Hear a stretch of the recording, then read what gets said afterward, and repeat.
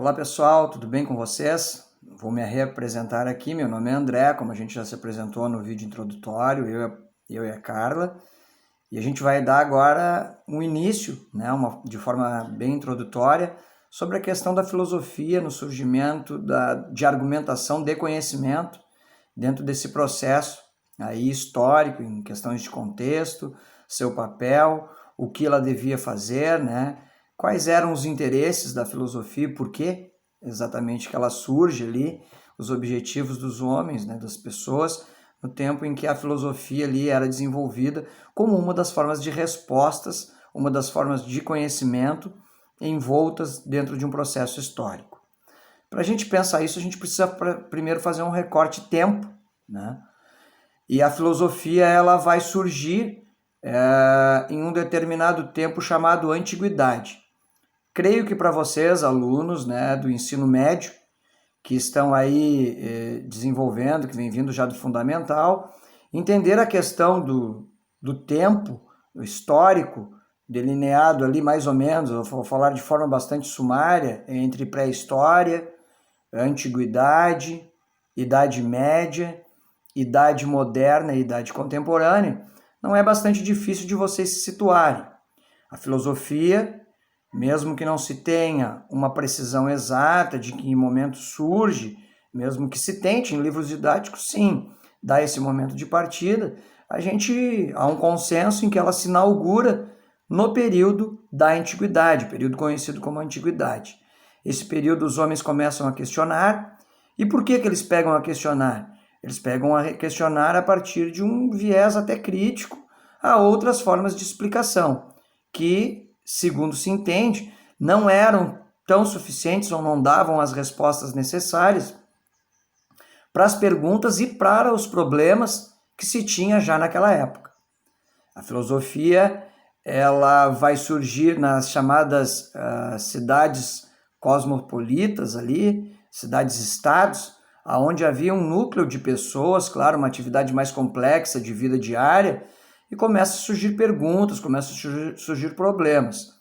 E naquele momento, as explicações até então que se tinham, elas eram dadas através da oralidade, ou seja, se passava ali de avós para pais, de pais para filhos, e assim sucessivamente, dos mais velhos para os mais novos. Então, essa oralidade ela propiciava o conhecimento, formas de conhecimento, e que davam sim certas soluções e certos resultados para que se chegasse até onde se chegou. Só que a filosofia, como eu reitero aqui, ela surge como uma outra proposta. Ela é mais uma das propostas de conhecimento, ela não trabalha sozinha, né? Ela é uma das formas. Tanto que se a gente for analisar o nome filosofia, filo quer dizer amigo ou amizade, né? E sofia quer dizer sabedoria ou conhecimento, né? Então, a filosofia, podemos dizer, ela é amiga, ou ela tem essa relação, essa amizade com a sabedoria, com o conhecimento. Mas ela não é o próprio conhecimento. Isso precisa ficar bem conceituado de forma clara, né? Ela trabalha as formas de conhecimento, ou uma forma de conhecimento, através de suas ferramentas.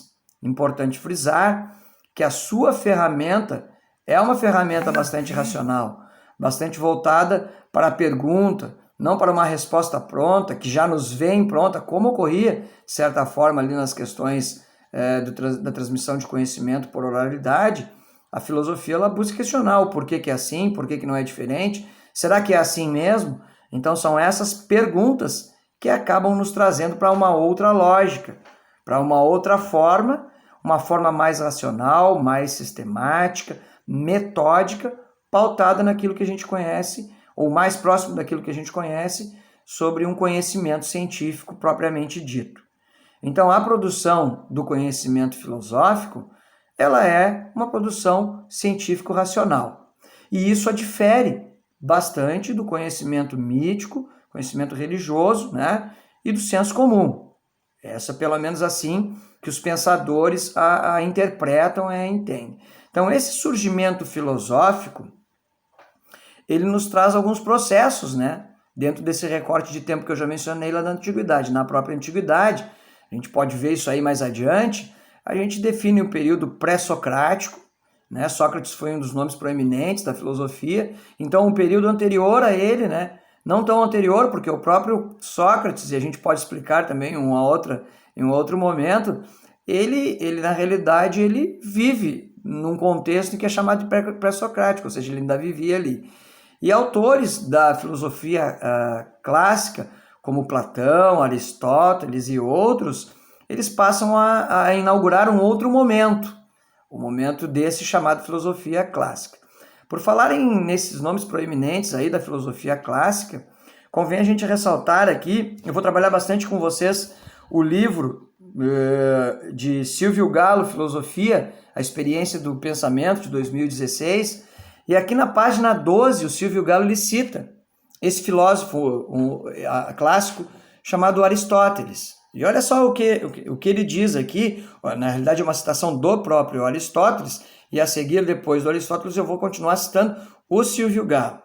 Então, segundo ele, está citando aqui esse Silvio Galo, segundo Aristóteles, abro aspas, a filosofia é a atividade mais digna a ser escolhida pelos homens. Fecho aspas em Aristóteles. E segue Silvio Galo dizendo, uma vez que nela o ser humano exercita aquilo que lhe seria próprio, ou seja, a sua faculdade racional. Olha só, é importante a gente perceber esse detalhe, né? Que a gente vai bater bastante. A capacidade da filosofia, no próprio nome filosofia que eu mencionei com vocês, capacidade dos filósofos em produzir conceitos.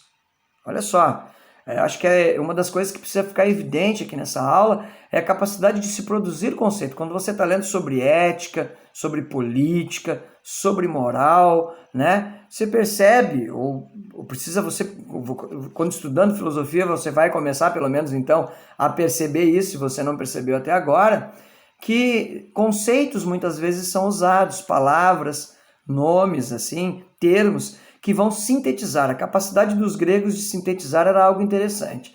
Então, a formulação de conceitos é uma das coisas que não só difere a filosofia de outras formas de conhecimento, mas dá a ela um potencial maior, né? Para conseguir racionalmente entender o mundo que vive, explicar o mundo que vive e perguntar sobre esse mundo em que a gente vive. Então, os seres humanos acabaram se fortalecendo nessa ferramenta filosófica. Um outro ponto, além dos conceitos, e um segundo ponto bastante relevante, que é pertinente aqui em nossa aula, é a capacidade da filosofia de perguntar, de questionar, de trazer respostas. Esses conceitos usados como ferramenta nos levam a esse exercício metódico de perguntar.